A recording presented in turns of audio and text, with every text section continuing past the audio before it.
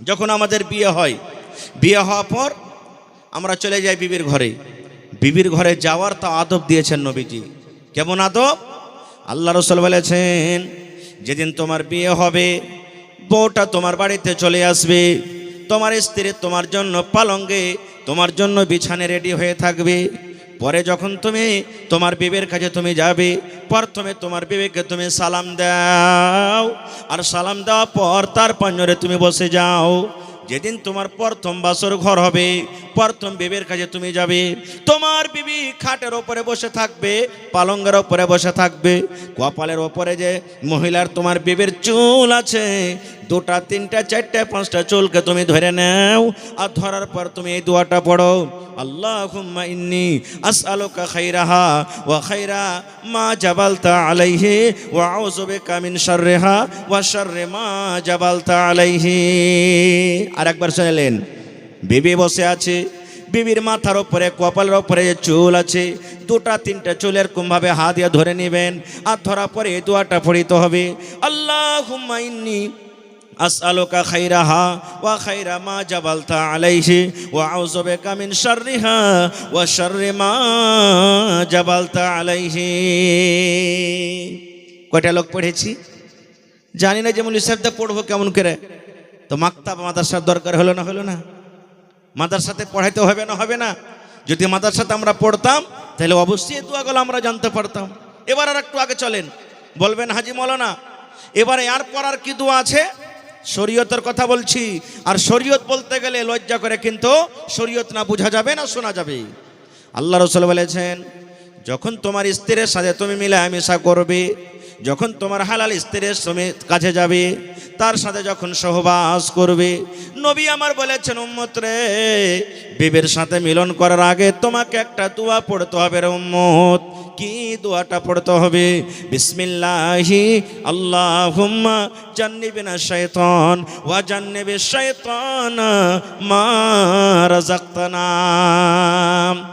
সহবাস করার আগে দোয়াটা পড়িতে হবে, বিসমিল্লাহি আল্লাহুম্মা জান্নিবিনা শাইতান ওয়া জান্নিবিশ শাইতানা মা রাযাকতানা। বেয়াদবি মাফ করবেন, ছেলে হিসাবে ভাই হিসাবে বলছি, যতটি লোক এখানে বসে আছেন, কোনো মানুষের 10টা ছেলে হয়ে গেছে, কোনো মানুষের 5টা ছেলে হয়ে গেছে, কোনো মানুষের 2টা ছেলে হয়ে গেছে, হয়তো কেউ 1 মাস 2 মাস হলো বিয়ে করেছেন।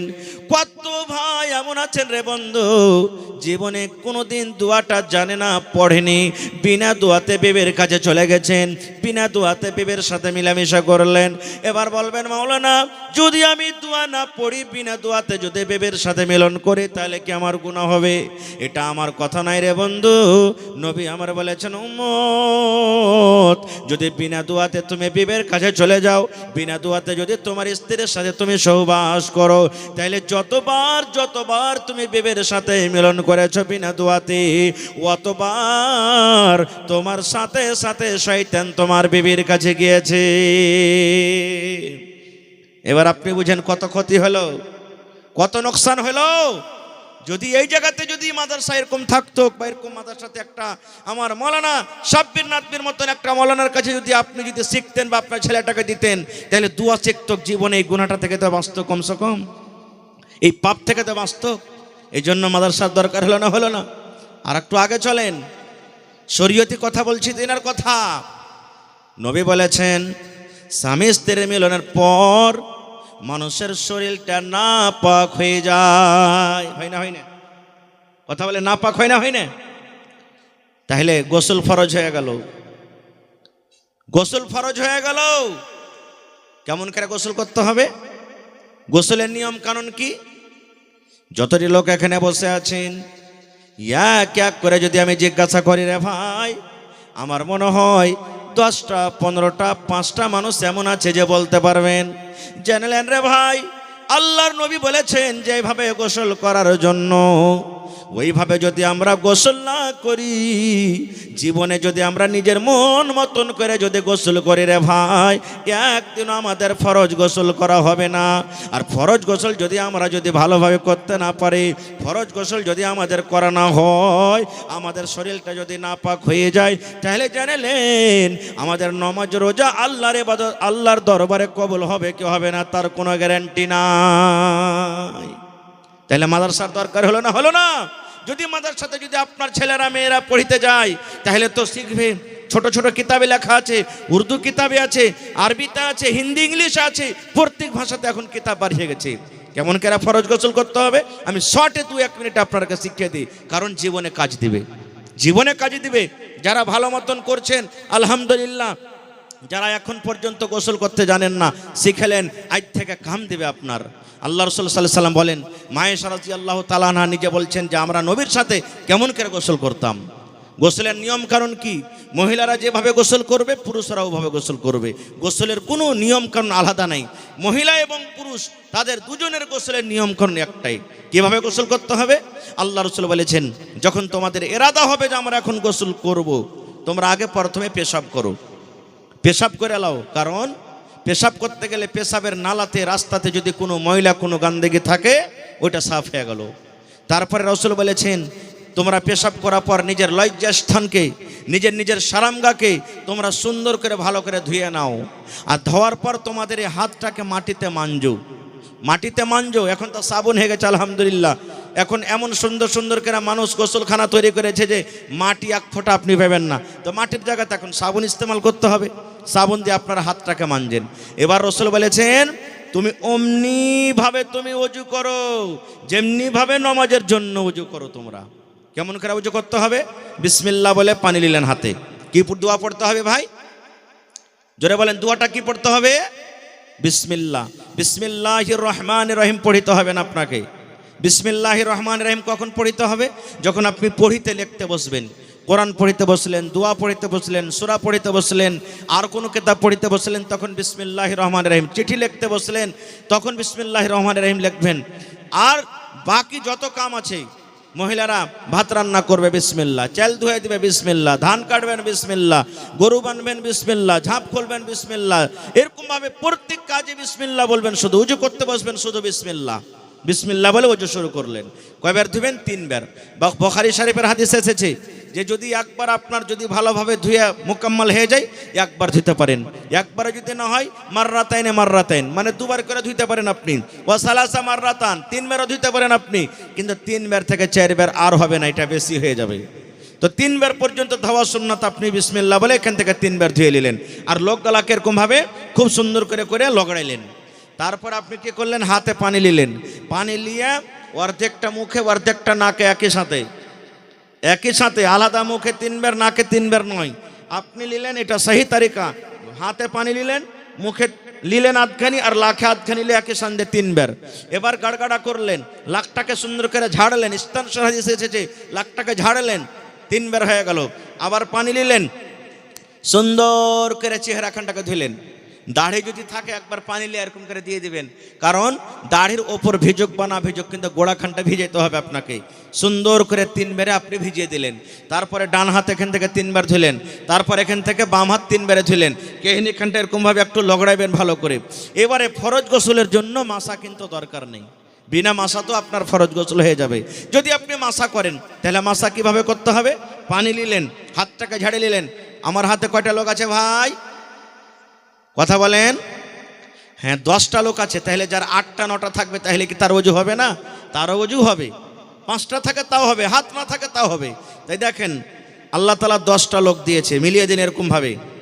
কপাল থেকে শুরু করলেন, মহিলারা তাও পুরুষেরা তাও একই।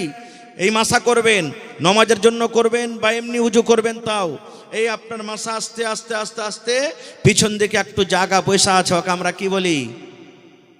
কথা বলেন, জানেন না? খোপা না কি বলেন? খোপা। আর উর্দুতে কি বলে? গুদ্দি। হ্যাঁ, এখান থেকে আপনার আসবে। আর তারপর আবার হাতকে ঘুরাতে লাগেন, ঘুরাতে ঘুরাতে কপাল থেকে শুরু করেছেন, ছেড়ে দিলেন। এই 2টা লোককে কানে দিয়ে দেন, এরকম করে ঘুরান কানে সুন্দর করে। আর বুড়া লোক 2টা বাইরে থেকে এরকম ভাবে মুছে দেন, আপনার মাসা হয়ে গেল। এইবারে আপনাকে পা কিন্তু ধুতে হবে না খুব, ফরজ গোসলের জন্য পা ধুতে হবে না খুব।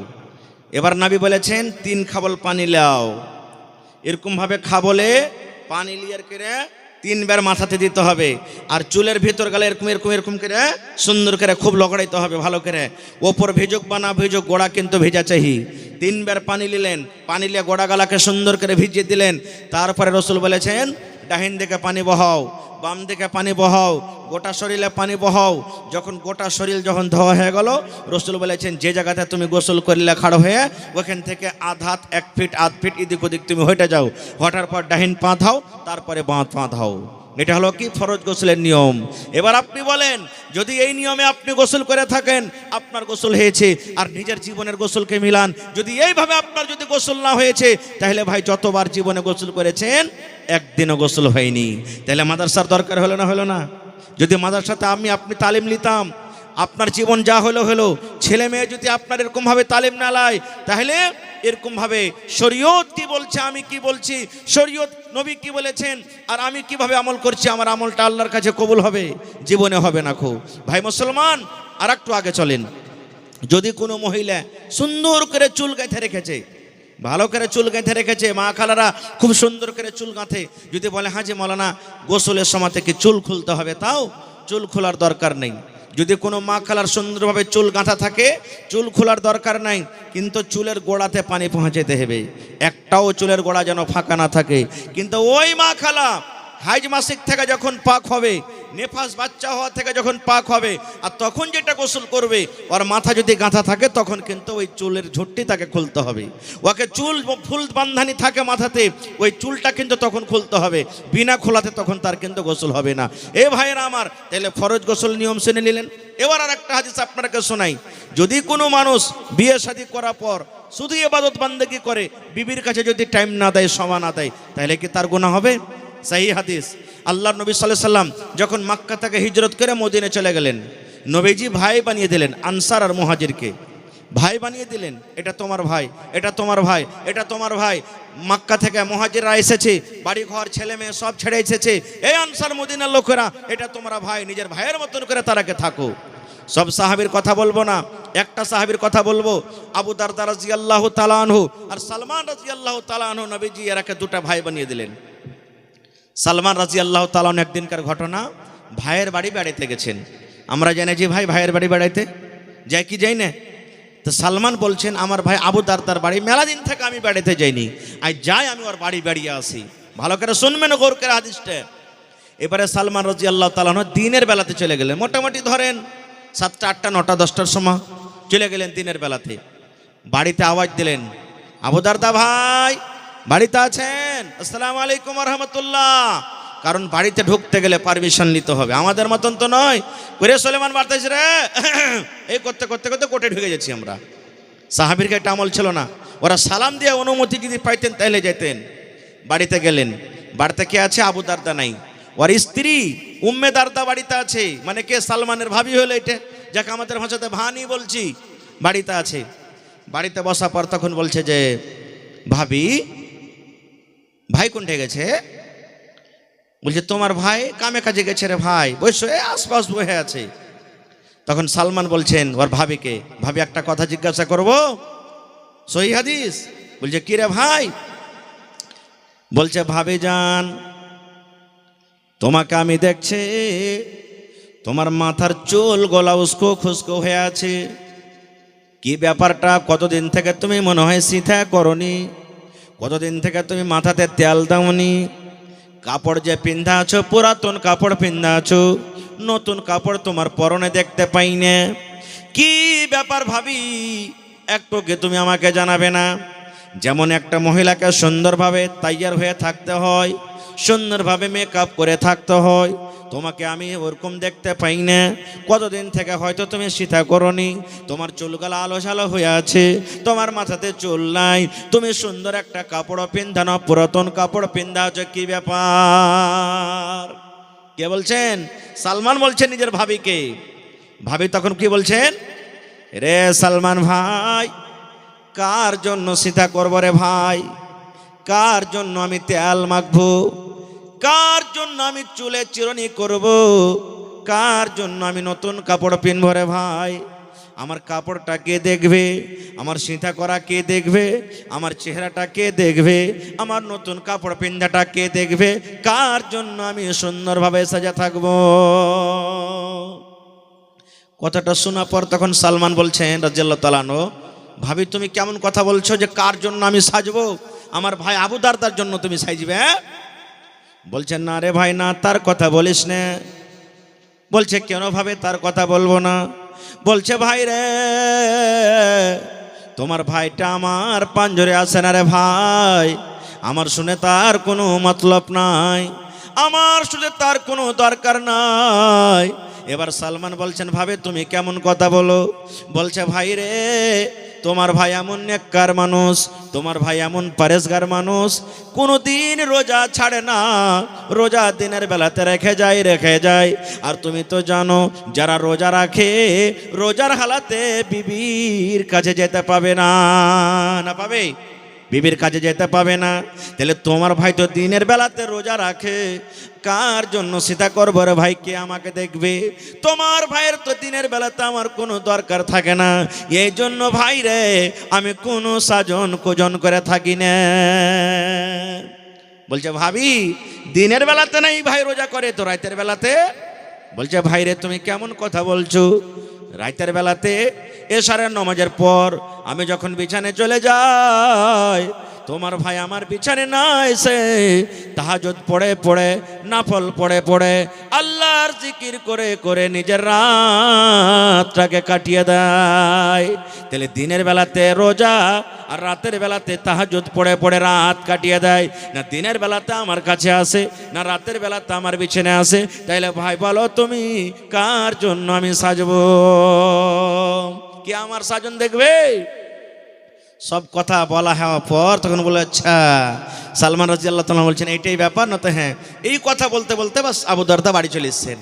কত খুশি, ভাই এসছে, আরে খাজা দাও, ভাইকে খাজা দাও। বেবি বলছেন খাইতে দিয়েছো না? আপনার ভাই বলছে যে ভাই আসবে তাহলে খাবো, লিয়ে তাড়াতাড়ি কেটে খাজা দাও, ভাইকে খাজা দাও। খাইতে দিয়েছি।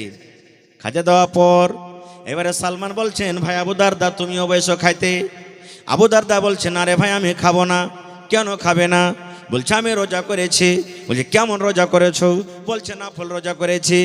এবার আবু দারদার কথা শুনে সালমান বলছেন ভাই রে, তোমার বাড়িতে আমি কুটুম এসেছি, মেহমান এসেছি রে ভাই, তুমি রোজা ভেঙে দাও, রোজা তুমি ছেড়ে দাও, কারণ নাফল রোজা ছেড়েছ ফরজ নয়, রোজা তুমি ভেঙে দাও, রোজা তুমি ছেড়ে দাও, রোজা ছেড়ে তুমি আমার সাথে খাও। তুমি যদি খানা না খাও আমি সালমান আমিও খানা খাবো না। রোজা ভাঙ্গো, নাফল রোজা আছে ভেঙে দাও, আর দিয়ে আমার সাথে খানা খাও, তুমি না খেলে আমিও খাবো না। খো আবু দারদা মজবুর হয়ে গেল, কি করবে? রোজা ভেঙে দিলেন। দু ভাই মিলে খানা খেলেন। হাদিস আছে নফল রোজা আপনি ভাঙতে পারেন রোজা রাখা পর 7টা 8টা 9টা 10টা এরকম ভাবে বেলাতে ভাঙতে পারেন, কিন্তু ফরজ রোজা আপনাকে ভাঙা চলবে না। খো রোজা ভেঙে দিলেন, দু ভাই খানা খাইলেন। এবারে মগরিব হলো, এশার হলো, এশারের নামাজ পড়ে দু ভাই বাড়িতে এলেন। আসার পর তখন সালমান বলছে, আবু দারদা সালমানকে বলছেন ভাই এই রুমটাতে তোমার জন্য বিছানা লাগিয়ে রেখেছি, তুমি আরাম করো। এবার সালমান বলছেন তুমি কোনটা যাবে? বলে মসজিদ চললো। বলছে ওগুলা চলবে না। হাত খানটাকে ধরে, যেমন আমরা জানি মানুষ যখন নতুন বিয়ে করে, যারা বয়স্ক মানুষ, নানি দাদির টাইপের মানুষ, ভাবিরা যেমন নতুন স্ত্রীকে ধরে নিজের স্বামীর ঘরে যেমন ঠকিয়ে দেয়, এই মতো সালমান বলেন আমার ভাই আবু দারদার হাতখানাকে ধরে আমি আমার ভাবি অর্থাৎ তার স্ত্রীর ঘরে আমি দিয়ে দিলাম। এবার তাকে বলে দিলাম ভাই রে আমিও তাহাজ্জুদের নামাজ পড়বো, এখনো তাহাজ্জুদের টাইম হয়নি।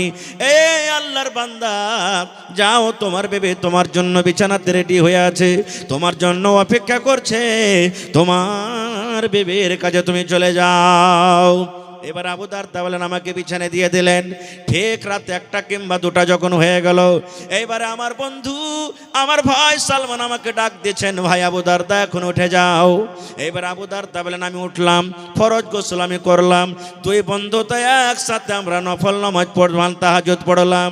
এইবারে দেখেন আবু দারদা কি বলছেন। আমার ভাই সালমান বললেন এ ভাই আবু দারদা তোমার ওপরে তোমার চোখের হক রয়েছে রে ভাই। আল্লাহ যে তোমাকে দুটো চোখ দিয়েছে, চোখে তোমাকে আরাম করতে হবে। আল্লাহ তোমাকে দেহ দিয়েছে, তোমাকে আরাম করতে হবে। তোমার বাড়িতে মেহমান এসেছে, মেহমানের সাথে কথাবার্তা বলতে হবে, মেহমানের হক আদায় করতে হবে। আল্লাহ তোমার বাড়িতে স্ত্রী দিয়েছে নিয়ামত বলে, তোমার স্ত্রী তোমার বাড়িতে এসেছে, তোমার স্ত্রী তোমাকে হক আদায় করতে হবে রে ভাই।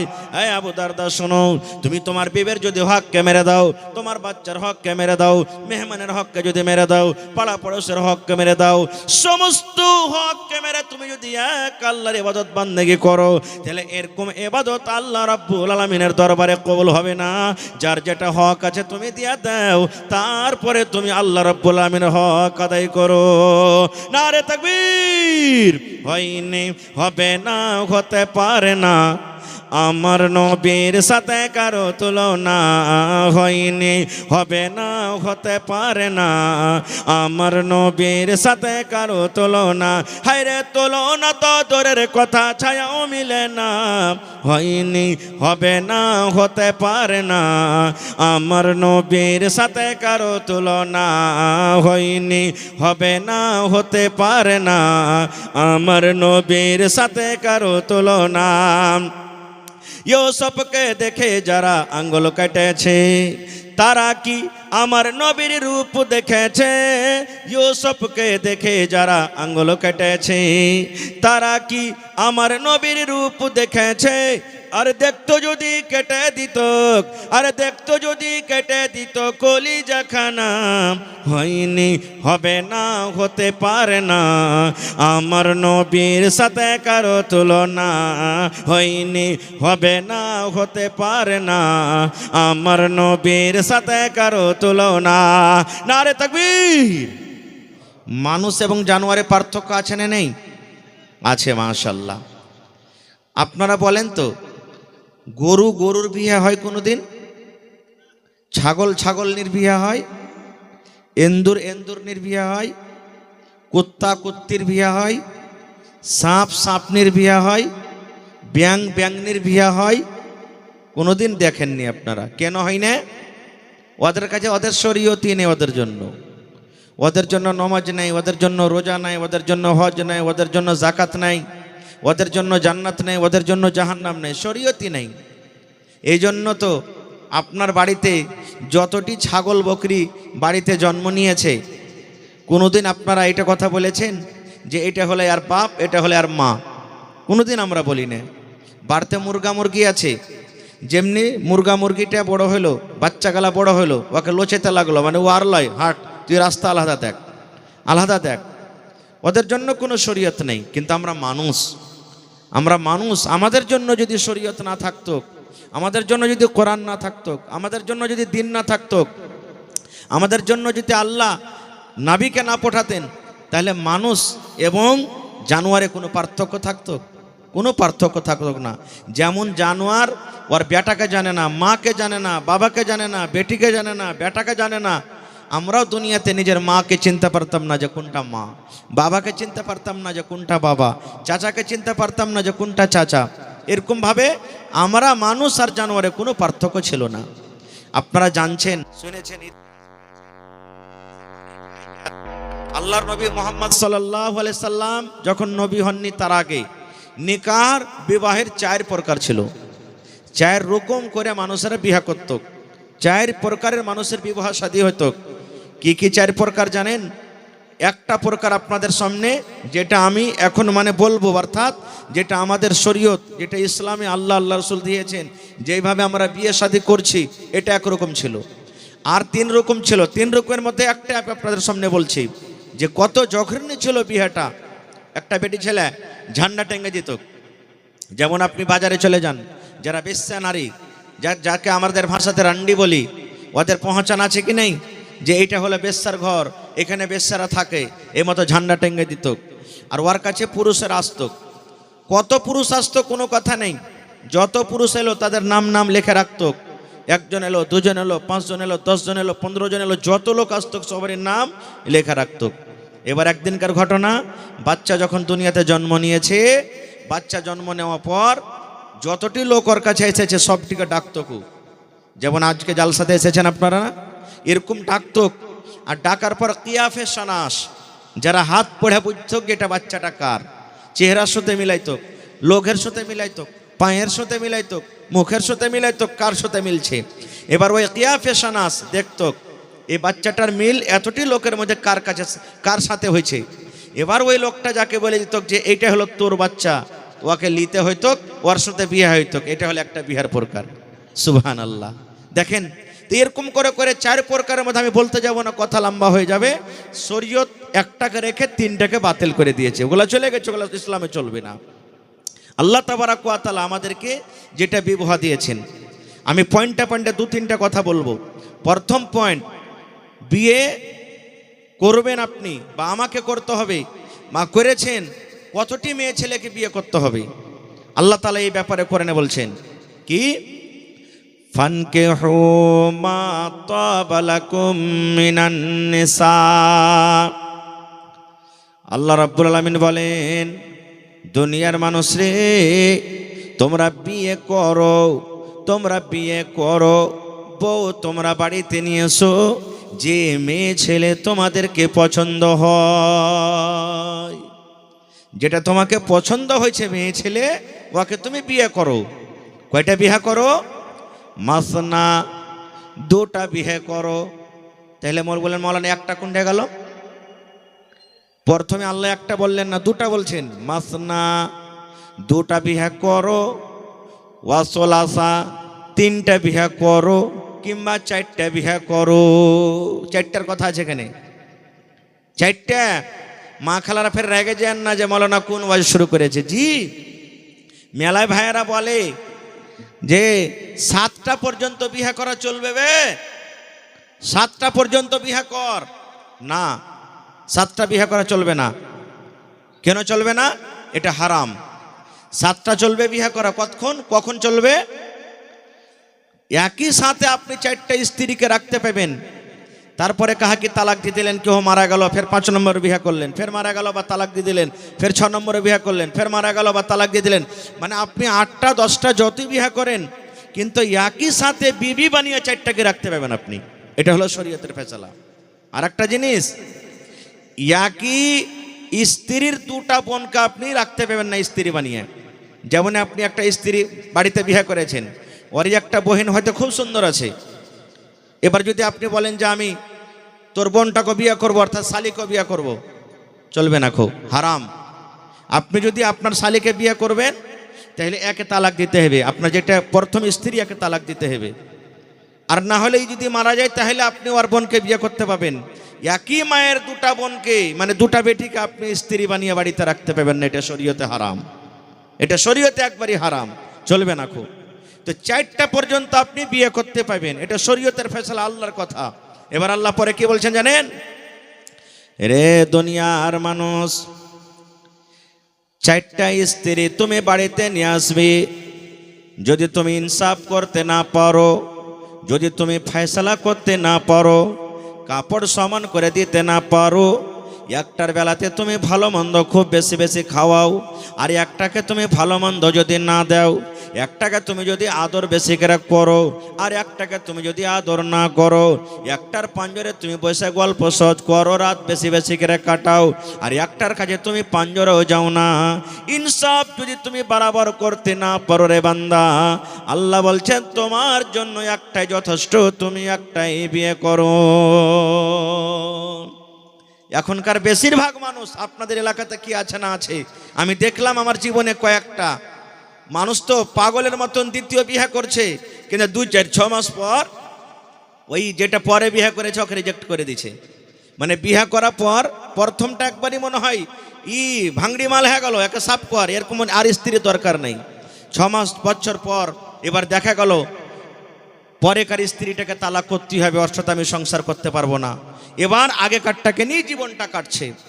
জেনে নেন, আল্লাহ রাসূল বলেছেন যার 2টা 3টা স্ত্রী বাড়িতে আছে, নবী বলেছেন স্ত্রীর মধ্যে যদি ভালো মতন সমান যদি আদর না দেয়, ইনসাফ বারবার করে করতে না পারে, নবী বলেছেন কিয়ামতের দিন ওই লোকটার পুরুষের কোমর খানটা টেঁড়া হয়ে যাবে, মাঞ্জা খানটা টেঁড়া হয়ে যাবে, আল্লাহ রাব্বুল আমিন কিয়ামতের দিন সমস্ত মানুষেরাকে দেখাবে আর বলবে, দেখো রে, এই স্ত্রীটার একের অপর বেশি স্ত্রী ছিল, একটাকে ভালোবাসত না, একটাকে বেশি আদর করত আর একটাকে কম আদর করত, এই জন্য তার কোমর খানা টেড়া হয়ে গেছে। এই জন্য একটাই করলে বেশি ভালো, যথেষ্ট। ইনসাফ যদি করতে না পারেন, আর একটু আগে চলেন। এবার বিয়ে কিভাবে করতে হবে আমাদেরকে, কোন ধরনের বেটি ছেলেকে বিয়ে করতে হবে? আপনাকে আমি প্রশ্ন করছি হাদিসটা বলার আগে, আমরা দুনিয়াতে কোন ধরনের বেটি ছেলেকে বিয়ে করছি ভাই বলেন তো? মৌলবি হোক, মাওলানা হোক, হাজি হোক, নমাজি হোক, বেনমাজি হোক, মদকর হোক, সারাবি হোক, যে কোনো মানুষ হোক, বেশিরভাগ যে বেশি বেশি টাকা দিতে পারবে, নাকি কথা বলেন না যে ভাই? যে বেশি করে টাকা দিতে পারবে, ভালো আপাচি গাড়ি, পালাসার গাড়ি যে দিতে পারবে, বুল্লেট যে দিতে পারবে। কত ভাইকে দেখেছি গ্রামে বহু দেখতে এসেছে, গ্রাম থেকে বের হয়ে চলে যায়, পাঞ্জর থেকে একটা লোক বলছে, তোমরা কোন দিকে ছেলে? জি, বলছে আব্দুল্লার বাড়ি গেছো বেটি দেখতে, বহু দেখতে। কত টাকা দেবে? 2 লাখ টাকা তো বলেছি। হ্যাঁ, আমার বেটিটাকে বহু কর না, 3 লাখ টাকা তোমাকে দেবো। ভেঙে দিলে বহু, এটাও শরীয়তে হারাম। ভাই মুসলমান, কোন ধরনের মেয়ে ছেলেকে বিয়ে করতে হবে? আল্লাহ রাসূল সাল্লাল্লাহু আলাইহি ওয়াসাল্লাম বলেছেন, তুনকাহুল মারআতু লিআরবাইন। আল্লাহ রাসূল বলেছেন, বেশিরভাগ মানুষেরা 4টা জিনিস দেখে বিয়ে করে। যেমন আজকে বর্তমান জামানাতে আমরা 4খানা গুণ দেখি। নবী বলেছেন, 4খানা জিনিস দেখে, 4খানা সিফাত দেখে, গুণ দেখে মানুষেরা বিয়ে করে। 1 নম্বরে নবী বলেছেন, লিমালিহা, মানুষেরা মেয়েটার মাল দেখে, তার বাপের কাছে মাল আছে কিনা, জমি আছে কিনা, 4 চাক্কা আছে কিনা, বাজারে দোকান আছে কিনা, রোডের পাঞ্জরে জবান দোকান আছে কিনা। নবী বলেছেন 1 নম্বরে মানুষেরা মাল দেখে। 2 নম্বরে নবী বলেছেন, ওয়ালি হাসাবেহা, মানুষেরা তার বংশ এবং খানদান দেখে। মেলায় মানুষ বলে, গ্রামের যে শের মানে মোটা পাটি, বড় খানদান, মানুষেরা কথাতে কথাতে বলে, হবে এক একটা কুটুম গলা গাঁ ঘরে কর না, টাইম হবে তখন লাঠিতে সাহায্য করবে। এই যে বংশ খানদান দেখে বিয়ে করে। 3 নম্বরে নবী বলেছেন, ওয়ালে জামালেহা, দেখতে সুন্দর আছে কিনা, যাকে বউ করবেন দেখতে সুন্দর আছে কিনা, রূপ চেহারা ভালো আছে কিনা। 4 নম্বরে নবী বলেছেন, ওয়ালে দিনহা, যাকে বিয়ে করবেন দেখেন 4 নম্বরে তার মধ্যে দিনদারি আছে কিনা। মেয়েটা নামাজ পড়ে কি পড়ে না, রোজা রাখে কি রাখে না, কোরআন পড়িতে জানে কি জানে না, বায়াত বাণী জানে কি জানে না, তাশাহুদ জানে কি জানে না, দুরূদ পড়িতে জানে কি জানে না, নামাজ রোজা দিনদারি তার মধ্যে আছে কিনা। নবী বলেছেন 4 নম্বরে তার মধ্যে দিনদারি দেখো। 1 নম্বরে মাল, 2 নম্বরে খানদান, 3 নম্বরে সৌন্দর্য, 4 নম্বরে কি? দিনদারি। এবার আপনারাকে বলি, 4টে যদি গুণওয়ালি মেয়ে ছেলে দেখতে যান তা 1000-এ 1টা পাওয়া যাবে, নাকি? 4টা গুণওয়ালি মেয়ে ছেলে তাড়াঘোড়া করে পাবেন না। যদি দাওলাত আছে, দিন নেই। যদি দিনদারি পাইলেন, হয়তো গরিব। যদি গরিব পাইলেন, হয়তো দেখতে সুন্দর নয়, মানে কোনোটা একটা কম থাকবেই থাকবে। তাহলে বলবেন, হাজি মাওলানা আমরা কি করব, বিয়ে শাদী করবো না? এরকমই একবারে সরকারি ঘুরে বেড়াবো সব? জি না, নবী আমার ফয়সালা করে দিয়েছেন। এই আমার উম্মত তোমরা শুনে নাও, 4 খানার মধ্যে যদি আগেকার 3 খানা না থাকে রে উম্মত, ফাজফার বেজাতি দিন, দিনদারি তার মধ্যে আছে।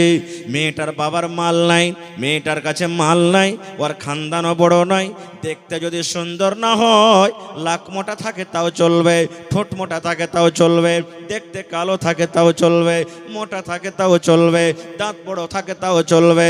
আল্লাহর নবী বলেছেন 4 খানার মধ্যে 4 নম্বর যদি তার মধ্যে দিনদারি থাকে, আগেকার 3টা না থাকে, নবী বলেছেন ওই দিনদারি মেয়ে ছেলেকে তুমি বউ করে বাড়িতে নিয়ে এসো। নারে তাকবীর। এবার বলবেন, মাওলানা দিনদারি স্ত্রীকে বাড়িতে নিয়ে এসে কি লাভ আছে?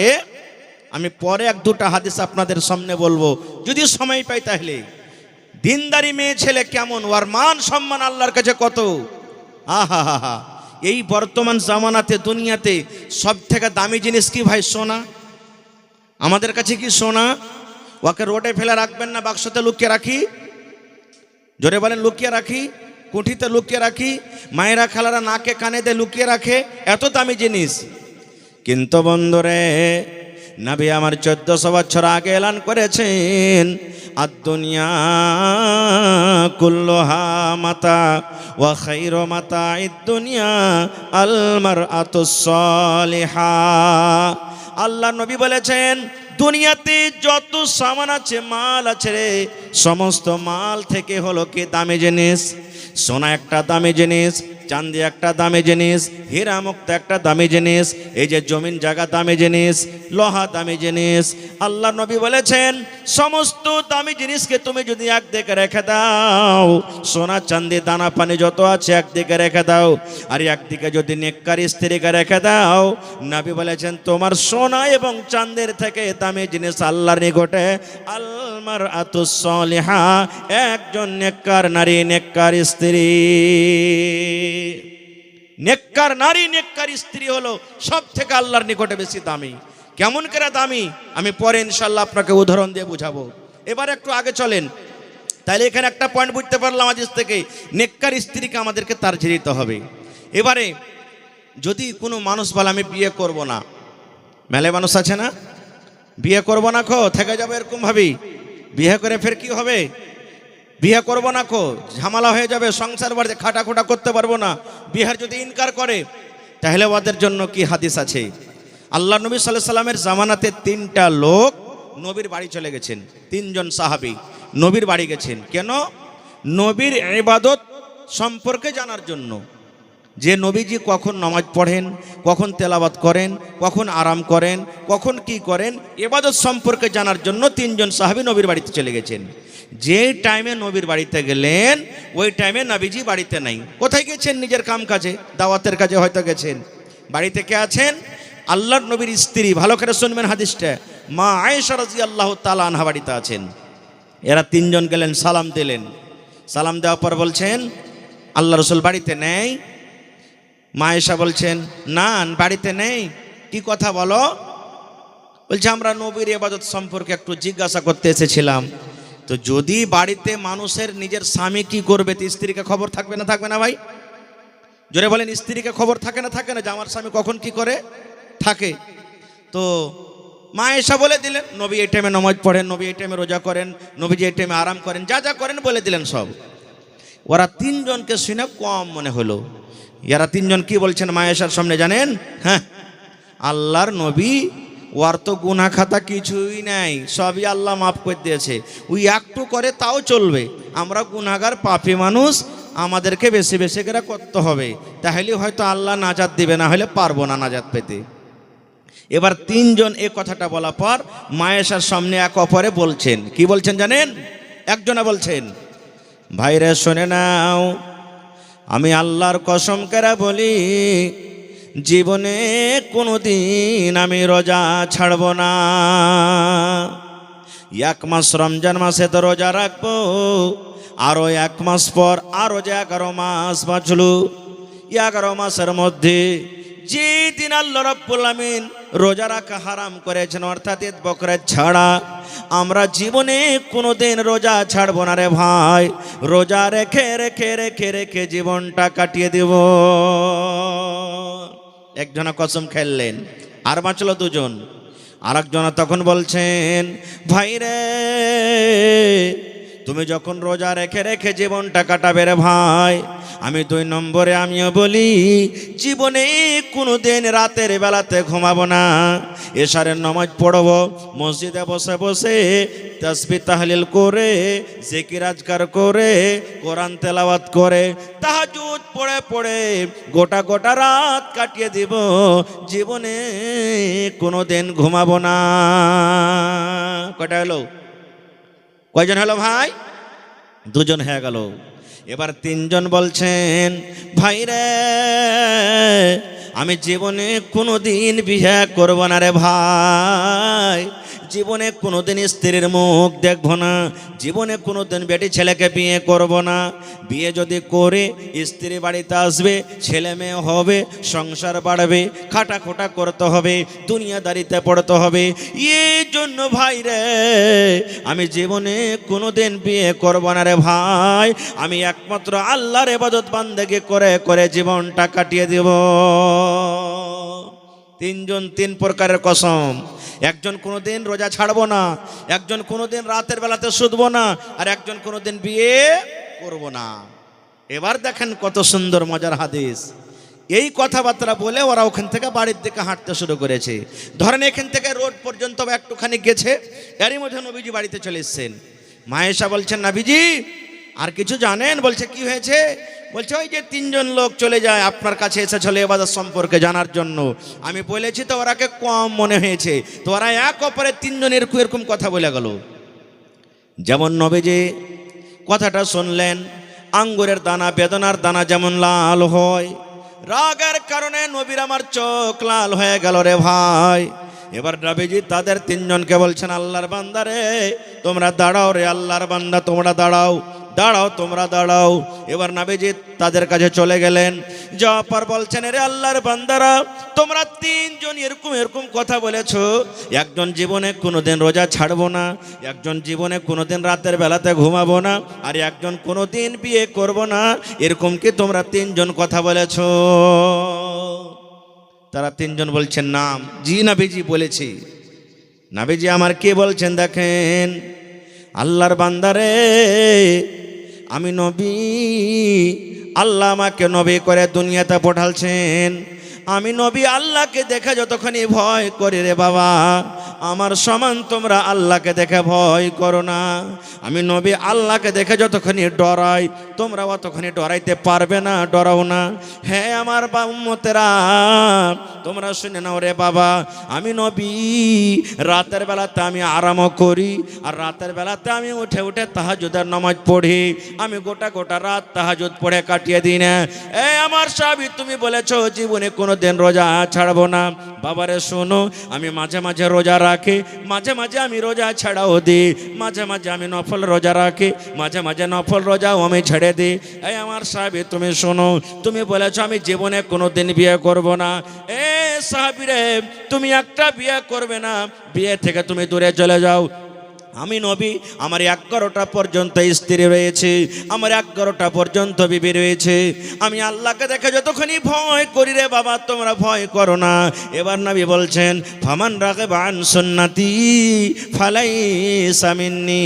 আমি নবী আমার সুন্নাত থেকে যারা ইনকার করবে, আমার সুন্নাত থেকে যারা চলে যাবে, ওরা কখনো আমার উম্মত হতে পারে না। নারে তাকবীর। ওরা কখনো আমার উম্মত হইতে পারে না।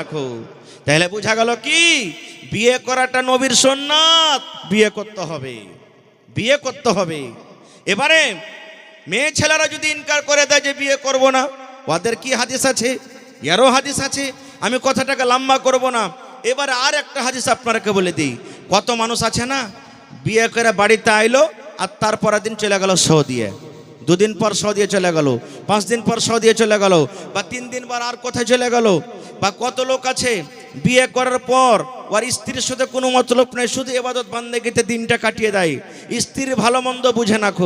এর জন্য কি হাদিস আছে মাওলানা? তাহলে একটা হাদিস শুনেন, আর একটা ভালো সুন্দর হাদিস শুনিয়ে দিই। এরকম মেলায় হাদিস আছে ভাই, মেলায় ঘটনা। তবে ভাই রে আমার সময় শেষ হতে চলেছে। মোহর কিসের হবে, কেমন মোহর লাগবে, কতটি মোহর লাগবে, বরযাত্রী কতটি যাবে, এরকম মেলায় কথা আছে। আল্লাহ হায়াত রাখে এই বিষয় নিয়ে আবার কোনোদিন আলোচনা করব। তবে আজকে যতটি বক্তব্য আমি আপনাদের সামনে রাখলাম, যতটি কোরআন হাদিস থেকে বললাম, এই সমস্ত কথা আপনি কোথায় শিখবেন? কোথায় শিখবেন? বাঁশবাগানে শিখতে পাওয়া যাবে? মাঠে শিখতে পারবেন আপনি? কোনো বাগানে শিখতে পারবেন না? কোনো বাজারে শিখতে পারবেন না? এই সমস্ত কথা আপনাকে মাদ্রাসাতে শিখতে হবে। কোনো মৌলানার কাছে টিউশন করতে হবে, কোনো মাদ্রাসাতে আপনাকে বসতে হবে, কোনো মৌলানার পাঞ্জরে, তাহলে শিখতে পারবেন। তো ভাইরে, আপনাদের কাছে আমার অনুরোধ, আপনার জীবনটা এদিক ওদিকে যা গেছে তা গেছে, যতদূর আল্লাহ আপনাকে শক্তি দিয়েছেন, শিখেছেন, বানায় শিখেছেন, কিন্তু এটা নিয়াত করেন আমরা কোনোদিন আমাদের ছেলে মেয়েরাকে এরকমভাবে শরীয়ত থেকে দূরে রাখবো না, মাদ্রাসা থেকে দূরে রাখবো না, দিন থেকে দূরে রাখবো না, শরীয়ত থেকে কানা রাখবো না, সমস্ত কিছু আমরা শেখাবো। আর আপনারা জানেন মাদ্রাসা বিনা টাকাতে চলবে না ভাই, আপনাদের সাহায্যের দরকার আছে। দেশ বিদেশে আপনারা দেখছেন মাদ্রাসার পরে কত আক্রমণ, কত রকম কথা চলছে। মাদ্রাসা বন্ধ হলে আমরা শরীয়ত থেকে আমরা ইয়াতিম হয়ে যাব রে। যদি বাপ মরলে যেমন বাচ্চা ইয়াতিম হয়ে যায়, মাদ্রাসা বন্ধ হলে আমরা শরীয়ত থেকে ইয়াতিম হয়ে যাব। এই জন্য ভাই, কোরআন কয় পারা আছে? কোরআন কয় পারা ভাই? জোরে বলেন, কয় পারা কোরআন? 30 পারা কোরআন আছে। মেলায় লোক আছেন এখানে, এক পারা কোরআনের দাম 1 টাকার 1000 টাকা কেউ দিতে পারবেন আল্লাহর হস্তে? কেউ এমন আল্লাহর বান্দা আছেন 1 মাসের বেতন একটা টিচারের দিতে পারবেন?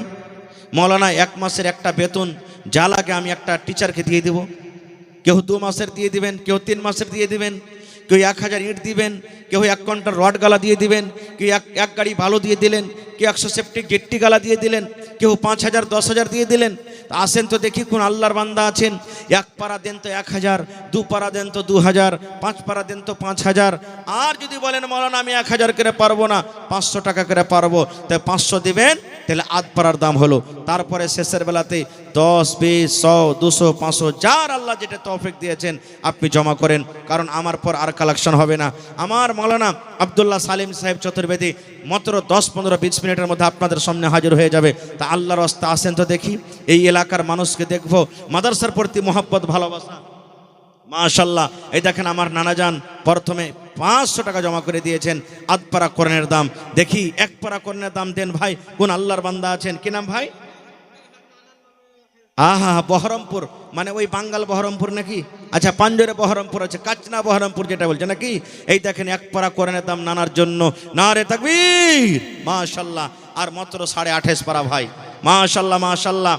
এই দেখেন আমার একজন ভাই 500, ভাই 1000 দিবেন না? পারবেন না? আহা, 2 পারা হয়ে গেল ভাই। দেখেন 30 পারা কোরআন, 2 পারার দাম পেয়েছি ভাই। ধান গালা লেখান, ভুট্টা গালা কিছু লেখান, মাশাআল্লাহ। কে দিলে ভাইটা?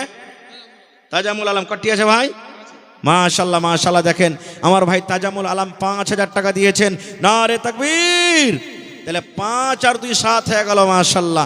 আর 3000 দিয়ে 10 পড়াতে পারবেন না ভাই? পারবে না? ইনশাল্লাহ পারবে। হিম্মাতে বান্দা মাদাদে খোদা, নওজওয়ান মানুষ, আল্লাহ দিয়েছে বলে দিছে। আল্লাহর কোরআন বলছেন যে আমাকে দেবে আমি আল্লাহ তাকে দেব। মাশাআল্লাহ মাশাআল্লাহ, জাযাকাল্লাহু খাইরান জাযা। এই দেখেন আমার ভাই তাজামুল হক সাহেব 10 পারা পড়িয়ে দিলেন কোরআন, মাশাআল্লাহ। উনি 8 পারা দিলেন, আর আমার 2 জন ভাই দিয়েছেন কতটি? 2 পারা, 10 পারা হয়ে গেল। আর মাত্র 20 পারার আপনাদের আবদার, যদি পকেটে না থাকে অনলাইন ব্যবস্থা আছে, মেরে দেন। মাশাআল্লাহ, জাযাকাল্লাহ। রব্বানা যালামনা আনফুসানা ওয়া ইল্লাম তাগফির লানা ওয়া তারহামনা লানাকুনান্না মিনাল খাসিরিন। রব্বানা আতিনা ফিদ দুনিয়া হাসানা ওয়া ফিল আখিরাতি হাসানা। ভাই 1 পারা দেনা হে ভাই, সালাম করে আসেন। মাশাআল্লাহ, দেখেন কত সুন্দর চেহারা। আর 500 টাকা দিয়ে চলে যাচ্ছেন ভাই। আল্লাহ দিয়েছে, আপনি দেন, আল্লাহ আপনাকে বিনা হিসাবে কিতাবে দিবে। আর 500 টাকা দিয়ে 1 পারা দিয়ে দেন ভাই, ইনশাআল্লাহ 11 নম্বর পারা হয়ে যাবে। নারে তাকবীর, মাশাআল্লাহ। আমার মা খালারা, আমি বসতে না বসতে 1 চাদর দান দিয়ে পাঠালছি। আল্লাহুস সামাদ, মাশাআল্লাহ, জাযাকাল্লাহ। এই দেখেন, কি আপনার নাম? আহা, মাদ্রাসা দারুল উলুম কালামিয়ার তরফ থেকে আমার চাচতো ভাইয়ের নাম সাইদুর। সাইদুর ভাই 1000 টাকা 1 পারা কোরআন, 11 পারা হয়ে গেল ভাই। আর মাত্র 19 পারা অনলাইন। কি আপনার নাম? মোহাম্মদ সাইফুল 1000 টাকা দিয়ে দিলেন অনলাইন, মাশাআল্লাহ, নারে তাকবীর। 12 পারা হয়ে গেল ভাই। আর মাত্র 18 পারা নওজওয়ান। কত টাকা আসছে, কত টাকা চলে যাচ্ছে, এটা জমা থাকবে আপনার জন্য। রব্বানা যালামনা আনফুসানা ওয়া ইল্লাম তাগফির লানা ওয়া তারহামনা লানাকুনান্না মিনাল খাসিরিন। রব্বানা আতিনা ফিদ দুনিয়া হাসানা ওয়া ফিল আখিরাতি হাসানাতাও ওয়া কিনা আযাবান নার। আয় আল্লাহ, তোমার বান্দারকে তামাশা দেখো। তাজামুল ভাই আমার 8 পারা কোরআনের দাম 8000 টাকা দিয়ে দিলেন। আরও আমার 5 জন ভাই আল্লাহ 1000 1500 করে দিলেন। আল্লাহ আমার মায়েরা খালারা 1 চাদর দান দিয়ে পাঠালছে রব্বুল আলামিন। 10 20 100 200 500 1000 করে দিয়ে দিলেন। আল্লাহ জি তুমি তাদের নিয়াত জানো, আল্লাহ তাদের নেক উদ্দেশ্যকে তুমি পূরণ করে দাও। আল্লাহ যারা মুসিবত আছে মুসিবত দূর করো। আয় রব্বুল আমিন মা বাপ দাদু দাদি নানা নানি শ্বশুর শাশুড়ি যারা বেঁচে আছে ভালো রাখো, আর যারা কবরে চলে গেছেন তাদের কবরে তুমি জান্নাতের বিছানা দিয়ে দাও। আল্লাহ তাদেরকে কবরকে তুমি নূর দিয়ে মনোয়ার করে দাও। রব্বানা তাকাব্বাল মিন্না ইন্নাকা আনতাস সামিউল আলিম। আমিন। মাশাআল্লাহ আর একজন ভাই আমার 200 টাকা দান করলেন, 2000 টাকা মনে করে তুমি কবুল করে নাও। আল্লাহ মনের আশাকে তুমি পুরা করো, যতদিন দুনিয়াতে বাঁচবে ইমানের হালাত রাখো। আমিন। কে দিলে এটা? মাশাআল্লাহ আরো একটা ছোট ছেলে এখানে এলো, এক বদনা দান দিল তোমার রাহি। ও গো আল্লাহ দয়াময় তুমি রব্বানা মাফ করে দাও আল্লাহ জীবনের গুনাহ, আমি পাপী গুনাহগার করি মোনাজাত, কবরে হাসরে আল্লাহ দিও গোনাজাত। আমিন। আসেন মায়েরা খালারা 2 নম্বর চাদর আপনারা দিয়ে পাঠান। আর আপনাকে 18টা কলম ভাই পুরাইতে হবে। আমি 30 পারা কোরআনের আবদার চেয়েছি আপনাদের কাছে। মাশাআল্লাহ। কে দিলে এটা? আহারে মহিলা প্যান্ডাল থেকে আমার কোনো একটা বহিন কাঁসার একটা কত সুন্দর বদনা দিয়ে দিয়েছি। আয় রব্বুল আমিন একদিনও মনে হয় পানি খাইনি। আল্লাহ জি তোমার মাদ্রাসাকে কত ভালোবাসি, কোরআনকে কত ভালোবাসি। আল্লাহ ভালোবাসা দেখিয়ে ভাই আধ পাড়ার তো দাম দিবে যে ভাই কমসে কম। হ্যাঁ নেই মোবাইলে থাকলে মোবাইলে মেরে দাও ভাই। মাশাআল্লাহ একজন ভাই আমার 200, আর একজন ভাই আমার 200, আর একজন ভাই আমার 150। মাশাআল্লাহ আর পারবে না যে ভাই। আল্লাহ একজন ভাই আমার 100 টাকা, আর একজন ভাই আমার 100 টাকা দাম জমা করে গেল। আল্লাহ তারকে দানকে তুমি কবুল করে নাও। এ ভাই 1000 করে দেন তা 18টা লোক লাগবে, আর 500 টাকা করে টাকা দেন তাহলে 18 দুগুণে 36টা লোক লাগবে। তো এতটি মানুষের মধ্যে যদি 30 পারা কোরআনের দাম যদি জমা না করেন তাহলে আল্লাহ তাআলা কিয়ামতের দিন যেদিন জিজ্ঞাসা করবে বান্দারে 1 টাকার কোরআনের পারার দাম আমার বান্দা চেয়েছিল, এত মাল টাকা পয়সা জমি জায়গা তোদেরকে দান করেছি, আমার মান সম্মানটাকে রেখে তোমরা 1 টাকার 1000 দিতে পারোনি, কি জবাব দিব ভাই আমরা কিয়ামতের দিন বলেন তো? আমি মাত্র 30টা পারা কোরআনের দাম চেয়েছি, আমি 12 পারা পেয়ে নিয়েছি, আর মাত্র 18 পারা আপনাদের কাছে আবদার। মা খালা দাদি নানি ছোট বড় যত আছেন আপনারা একটু মেহরবানি করে চটচট করে দিয়ে পাঠান। ভাই যার নগদে আছে দিয়ে দিবেন, না আছে মোবাইলে আছে অনলাইন ব্যবস্থা আছে দিয়ে দিবেন, ধান আছে ধান দিবেন, মাকই গালা দিবেন। আল্লাহর রাহে যেটা খরচ করবেন চলবে। আল্লাহ রসুলের জমানাতে উট দান হইতো, ঘোড়া দান হইতো, ভেড়া ভেড়ি দান হইতো, গাই গরু দান হইতো, খাজুর দান হইতো, কিশমিশ দান হইতো, পানির যাও গম দান হইতো, বিভিন্ন রকমের দান আল্লাহ রসুলের জামানাতে হইতো। আর আল্লাহর কোরআন বলছেন লাইন শাকারতুম লাযিদান্নাকুম, হে আমার বান্দা আমি যেটা নিয়ামত দিয়েছি আমার রাহে তুমি খরচ করো, আমি আল্লাহ আরও বেশি বেশি করে তোমাদেরকে দান করব। আল্লাহ রাহে খরচ করতে গেলে বাড়বে না, আল্লাহ রাহে খরচ করতে গেলে ঘটবে না, আল্লাহ আরও বাড়িয়ে দিবে। এই জন্য আল্লাহ রাহে দেন ভাই, আল্লাহ আপনাকে বিনা হিসাবে কিতাবে আল্লাহ আপনাকে দান করবে। মাশাআল্লাহ জাযাকাল্লাহ। একজন ভাই আমার 200 টাকা, আরও একজন ভাই আমার 100 করে দুজনে 200 টাকা জমা করে গেল। আল্লাহ তারকে দানকে তুমি কবুল করে নাও, মনের আশাকে আল্লাহ পুরা করো, যতদিন দুনিয়াতে বাঁচবে ইমানের হালাত রাখো, নেককার করে রাখো, দিনদার করে রাখো। এই রব্বুল আলামিন পাক্কা সাচ্চা তুমি নামাজি করে রাখো। আল্লাহ মা বাপ দাদু দাদি নানা নানি শ্বশুর শাশুড়ি যারা বেঁচে আছে ভালো রাখো, আর যারা কবরে চলে গেছেন তাদের কবরে তুমি জান্নাতের বিছানা দিয়ে দাও। রব্বানা তাকাব্বাল মিন্না ইন্নাকা আনতাস সামিউল আলিম। আমিন সুম্মা আমিন। 18টা কলম পুরান ভাই, আর মাত্র 15 মিনিট আপনার কাছে সামনে আছে। 15 মিনিট সময় 18টা কলম কিন্তু বেঁচে আছে। মাশাআল্লাহ। কি নাম ভাই? দাউদ। দাউদ সাউদ আলম। মাশাআল্লাহ। জোড়া লাগবে না যে ভাই? লাগবে না? বাড়ি কোনটা হলো? রত্নী বাড়ি। মাশাআল্লাহ। হাজি রত্নীর মানুষ তো খুব দানি, কিন্তু আজকের জালসাটার হিসাব কিতাব কিছু বুঝতে পারি না আমি। আমার জীবনে মনে হয় প্রথম জালসা এরকম যে আপনারা সব মানুষ আগে দান করতেছেন, বুঝেন যে মৌলানার কাছে জালসার দিন খালি ওয়াজ শুনবো। সুবহানাল্লাহ। মাশাআল্লাহ জাযাকাল্লাহ। আল্লাহ আমার একজন সাউদ ভাই রত্নী থেকে 500 টাকা আতপাড়া কোরআনের জাম জমা দিয়ে দিলেন। আল্লাহ 5000 টাকা মনে করে তুমি কবুল করে নাও। এই আল্লাহ মনের আশাকে তুমি পুরা করো, যতদিন দুনিয়াতে বাঁচবে ইমানের হালাতে রাখো। আমিন। কত দিলেন ভাই? 1000। তাহলে আমার ভাই দিলেন 1000, আর এখানে হলো 500, তাহলে 1.5 পারা 18তে 1.5 ঘটে গেল আরো, তাহলে আর বাঁচলো কত? 16.5 পারা। 16.5 পারা বেঁচে গেল ভাই। ইনশাল্লাহ পুরাইতে হবে আপনারাকে। এই কলমটা পুরাইতে হবে ভাই। দেখি আল্লাহর কোনো এমন বান্দা নেই কুটুম বাড়িতে আসছে, 1 কেজি মাছ কিনতে হয়েছে, নাস্তা কিনতে হয়েছে, কাপড় কিনতে হয়েছে, এই করে করে করে 1000-2000 টাকা খরচ হয়ে গেল, হিসাব নাই। আজকে গ্রামে জালসা, আমার মনে হয় নাই হতে গ্রামে কমসে কম 5 লাখ টাকা খরচ আছে। যত কুটুম সদর বাড়িতে এসেছে, এক তো খাওয়ান দাওয়ান করাইতে হবে, আর প্রত্যেক কুটুমকে সকালবেলাতে এখানটা করে কাপড় দিয়ে দিয়ে দিয়ে বিদায় করতে হবে, এত খরচা হয় যার কোনো হিসাব থাকে না। ভাইরে কেন আমরা কাপড়টা দিই? হে কুটুম এসেছে বাড়িতে, না দিলা মান সম্মান থাকবে না, কি বলবে এতদিন পর গেছি, এমন খাসটা পড়া মানুষ এখানটা কাপড়গুলা দিয়েও বিদায় করলে না। খুব ভাই দিনই মজলিস, আপনাদেরকে দাওয়াত এই জন্যই করা হয়েছে যে মাদ্রাসাতে আপনারা কিছু কিছু দিয়ে যাবেন, আর যদি না দিয়ে যান ওইটা চোখে দেখতে পাইছেন তার লেগে আবার মান সম্মান হলো, আর আল্লাহকে আমরা চোখে দেখতে পাই না তার লেগে আবার মান সম্মান হবে না। এতটি মানুষের মধ্যে আমি মাত্র 30টা পারা কোরআনের দাম চেয়েছি। আমার ভাই আব্দুল শকুর সাহেবের হাতে যা পেরেছেন দিয়েছেন, শেষের বেলাতে মাত্র 30টা পারা কোরআনের দাম চেয়েছি, তার মধ্যে আর মাত্র 16.5 পারার দাম আপনাকে লাগবে। 500 করে দেন, তাহলে 16 দুগুণী 32 আর একজন 33 জন লাগবে। আর যদি 1000-2000 করে দেন আরও কম লাগবে।